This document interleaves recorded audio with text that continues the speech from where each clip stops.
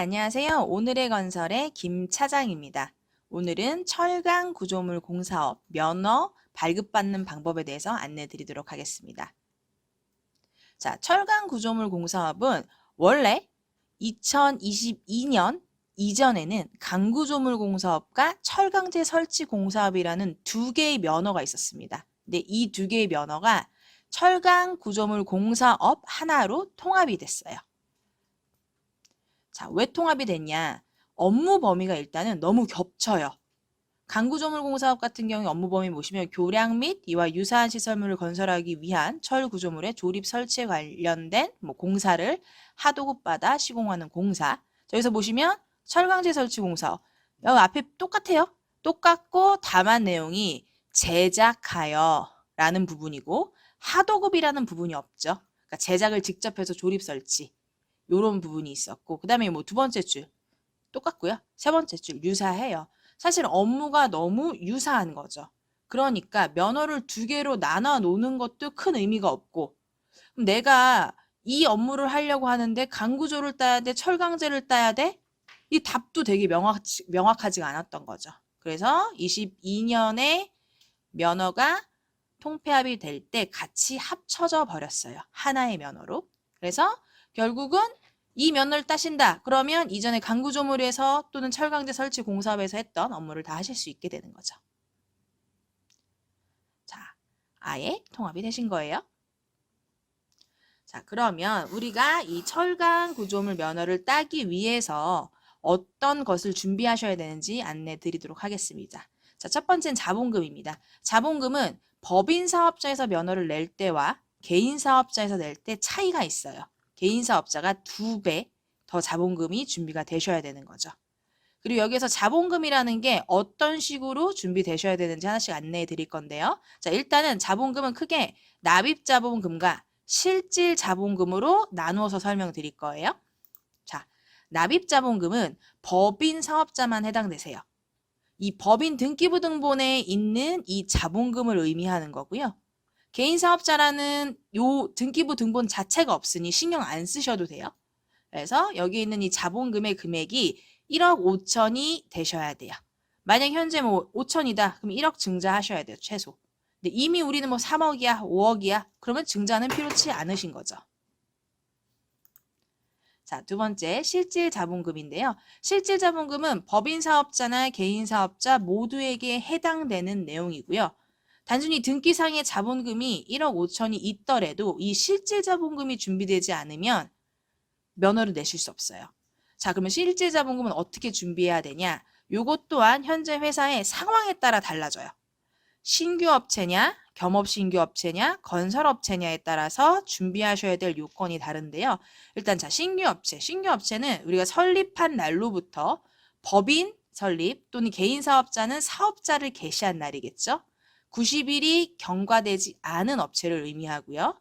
이런 경우 설립일부터 또는 사업 개시일부터 돈이 유지되시면 돼요. 법인의 경우 설립일부터 21일 이상 1억 5천이 고스란히 유지됐다면 큰 문제 없으실 거고요. 자, 개인 사업자는 아까 자본금 2배라고 했죠. 개인 사업자는 개인 사업자 사업 개시일부터 3억이 21일 이상 고스란히 유지가 되셔야 돼요. 그러니까 다른 걸로 돈을 사용하시면 안 돼요.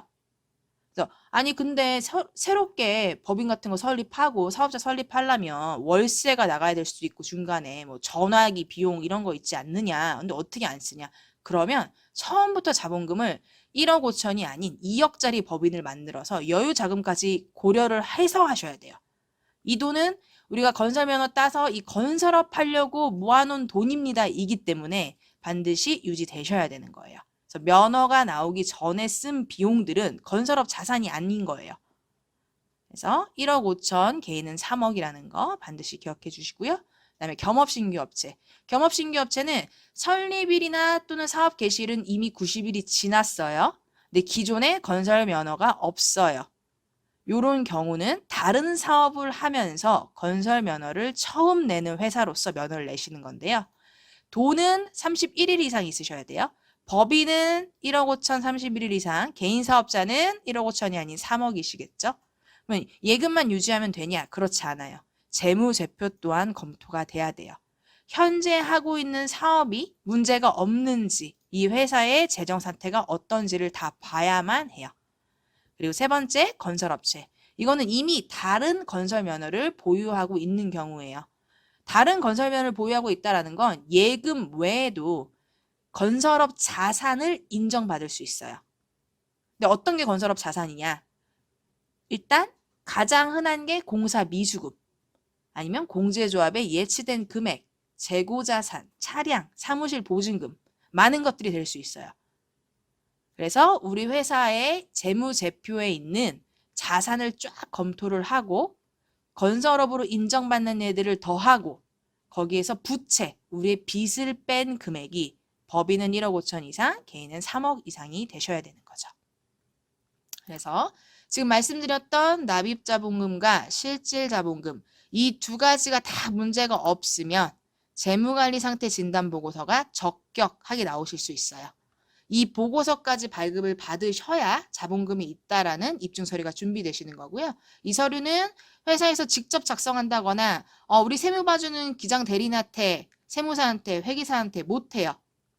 요거는 반드시 회사랑 관계성이 없는 외부 전문 업체를 통해서 발급받으셔야 하고 저희 해솔에서 이런 부분들을 잘 상담해 드리고 보고서도 가급적 빨리 내드릴 수 있으니까요. 궁금한 거 있으면 이 번호로 연락 주시면 돼요. 자, 두 번째, 공제조합이 있습니다. 자, 공제조합은 우리 건설업체를 대상으로 각종 보증을 들어주는 기관이에요. 건설업이 다소 위험한 사업이다 보니까 보증을 들을 수 있는 회사만 면허를 내줄 거야 하는 거예요. 자, 그러면 공제조합은 우리 회사를 그냥 너네 면허 낼 거니까 우리 보증해 줄게 이럴 수 없겠죠. 본인들이 보증을 들어주기 위해서는 일정 금액을 보증금으로 받아야 해요. 그래서 그 금액이 법인 기준으로 약 5천만 원이고요. 그리고 이 금액 같은 경우는 구자단 금액이 해에 따라 바뀌기 때문에 조금씩 변동될 수 있어요. 현재 기준은 법인 기준 정확하게는 이 금액인 거고 5천 80만 6,332원. 개인 사업자는 자본금 아까 2배였잖아요. 공제조합에 넣는 돈도 2배입니다. 그래서 개인 사업으로 하시면 1억이 넘는 돈을 예치하셔야 돼요. 이 예치된 금액은 2년 동안 아예 뺄 수 없고요. 보증금 삼아서 이런 보증만 받을 수 있는 거예요. 출금은 안 돼요. 62년이 지나면 융자, 우리 보험 대출 받듯이 융자 가능하신 거고 우리가 더 이상 이 사업 안 해. 면허 반납할 거야. 면허 반납하고 나면 더 이상 보증금을 걸어놓을 필요가 없는 거예요. 그때 비로소 일반 출금이 가능하신 거예요. 그래서 우리가 이 공제조합에 조합 예치하겠습니다 하는 신청 서류와 돈을 다 예치하고 하면 이 보증 가능 금액 확인서라는 걸 공제조합에서 떼어줘요. 그러면 이걸 가지고 면허 접수할 때 같이 내셔야만 하는 겁니다. 자, 그 다음 세 번째 기술자가 있는데요. 기술자는 총 4분이 필요하세요. 이 기술자는 이 건설기술진흥법에 따른 기계, 토목, 건축 분야의 기술자 또는 국가기술 자격법에 따른 기술자 이 중에 4명 이상이시면 돼요. 그러니까 토목 수첩이 있는 사람 4명이어도 되고 요렇게 한 명씩이고 국가기술 1명이어도 되고 국가기술 자격법 있는 사람 4명이어도 돼요. 상관없어요. 그리고 기술자 4명이 다 똑같은 자격증 갖고 있어. 괜찮아요. 그렇게 겹쳐지는 건 문제 없고요. 다만 한 명이 자격증을 2개 갖고 있어도 그냥 한 명일 뿐이에요. 사람으로 반드시 4분 있으셔야 하고요. 만약에 자격증이 없다 그러면 요런 자격증들을 따는 부분을 좀 생각해 보세요. 다른 거에 비해 비교적 쉬우신 거예요.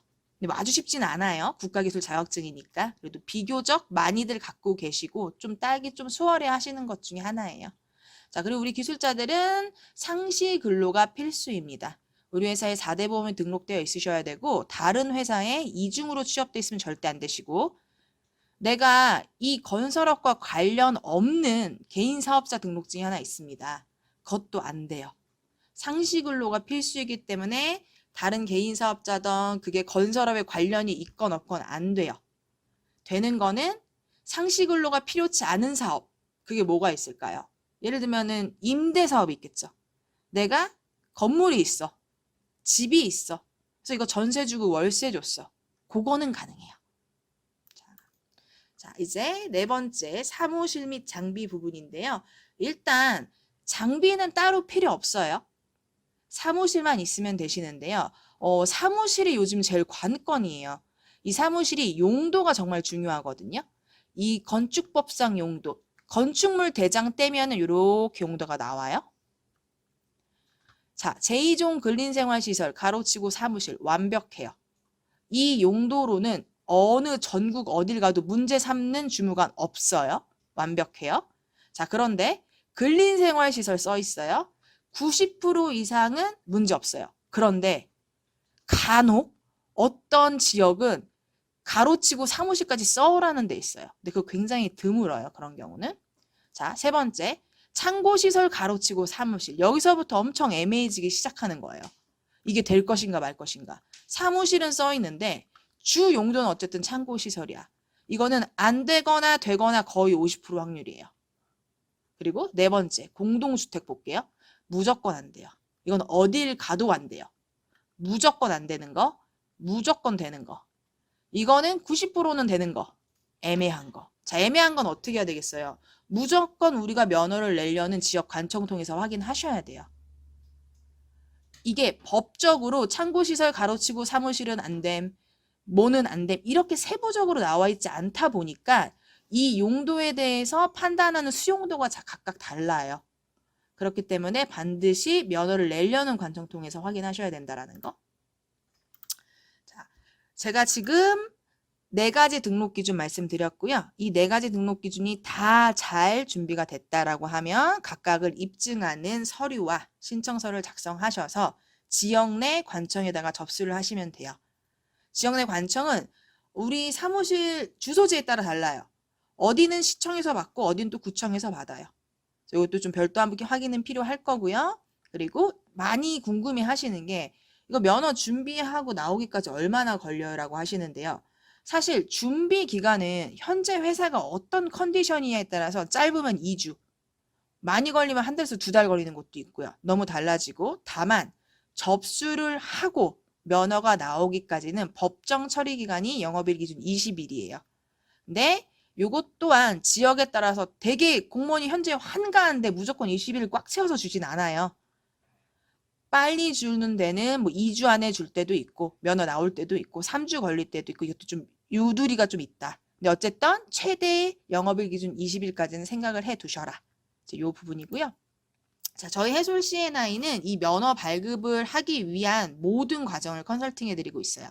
법인을 설립하거나 납입자본금을 증자하거나 또는 그 자본금의 적격을 확인하는 보고서를 발급하거나 공제조합이나 관청에 들어가는 서류를 작성하고 접수하는 일까지 모든 것을 대행하고 있어요.